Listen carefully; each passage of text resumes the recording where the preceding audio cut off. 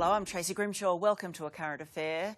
These dealers aren't peddling illegal drugs, they're selling cheap highs that can kill. This undercover sting will take you inside a deadly black market. Boys, you want a box of free names? Hello? Hi, my name's I'm looking for some cream charges at the moment. Meet Nick, the self-proclaimed king of Australia's Nang Empire. I think we're the biggest in Melbourne, Victoria and Australia. Nick isn't delivering takeaway food, but canisters of a dangerous party gas known on the streets as Nangs. There you go, mate. Cheers. Have a good night. And business is booming. How much of this do you reckon to get through tonight? Probably a couple of crates. Do you have any ID on you? Yeah, can I just see ID? Well, you look over 18 anyway. That's all right. It's a lovely night. Tonight, we go undercover. Sorry, no picture, please. Why are you closing it up? Exposing the legal loophole. Can you tell us where the cakes are? The Nang dealers making a mozza. Up to 35,000 plus. In one weekend? Yes. And the families torn apart. I didn't think that he would ever walk again. Aaron had been found dead in his unit. It's just gone 9 o'clock here in inner city Melbourne, peak hour for Nang dealers right across the city. It really is as simple as picking up the phone and ordering a pizza. And to show you just how quick it really is, I'm going to dial up one of these companies and order a box of so-called cream whippers to our apartment. Hello, is that 45-minute delivery time? Yep, that's perfect. Soon, our order arrives. We could chat to you about the Nang business you're operating here. What's this? Do you give people a warning or a disclaimer before you sell these to them?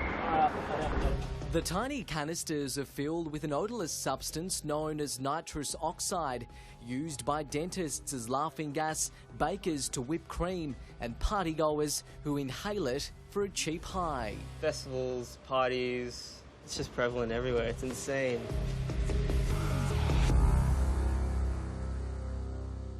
People say that the pain eases over time. It doesn't. Not a day goes by that Jez Cochran's heart doesn't ache for her soulmate, Aaron McDonald. You know, part of me would want to yell and scream at him and all of that, but another part would just want to embrace him. The 22-year-old's life cut short when his addiction turned deadly.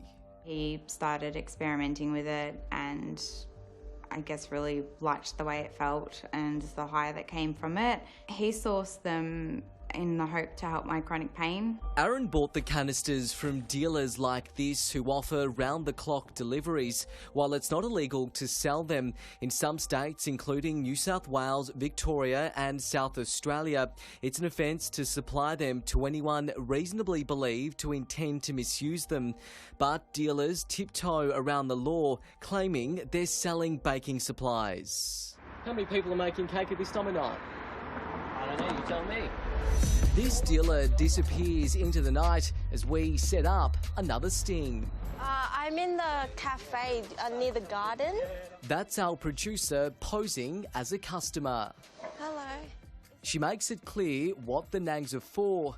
Yeah, have you got a lot? Because my boyfriend takes a lot. Yeah. What sort of business are you running? Sorry, I'm just the staff. You've just sold this lady some Nangs. You can't do this if people are using these things for drugs. Sorry, I'm working. We track down their shop front concealed behind a curtain at the back of a Japanese cosmetics store. These are all the Nangs here that you're stockpiling. That's a lot of cakes that you're making. Days later, we try them again. All right, so they've just arrived, and this is the man here. He also hands over the goods despite my damning confession. And the balloons, we can use them to take it, the Nangs, or to take the gas? Okay, why you take the Well, we'd just like to ask you a few questions, because you've sold me some Nangs here and some balloons. You use these balloons to inhale the gas. It's very dangerous to do. In 2014, a coroner ruled Aaron McDonald's death was a tragic accident. calling for a national approach to prevention and harm minimisation because of the very real dangers of nitrous oxide. It's cost me the person I was meant to be with. It just hit me like a wall. Brandon Locke had to learn to walk again after he was left paralysed. The 22-year-old says he would use 150 canisters a day, racking up $8,000 on his credit card.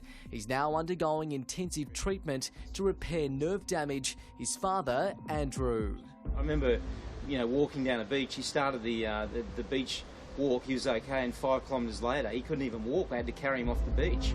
I told you, no comments for you to take the picture of me, Back on the street, we're spending the night with 25-year-old Nick, who's built an empire with a fleet of drivers. I've lost some friendships because of it. I think money and friends get a bit funny. Among his clientele, he says, professional athletes, even lawyers.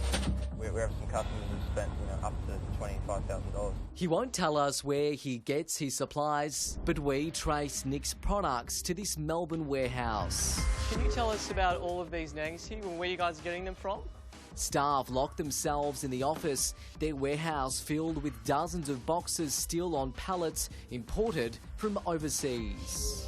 Surely you know that all of these people aren't making cakes at 2-3 o'clock in the morning. Of course, look, our ban list is quite long. If we have any suspicions that someone is actually going to misuse it, I'll just ban them.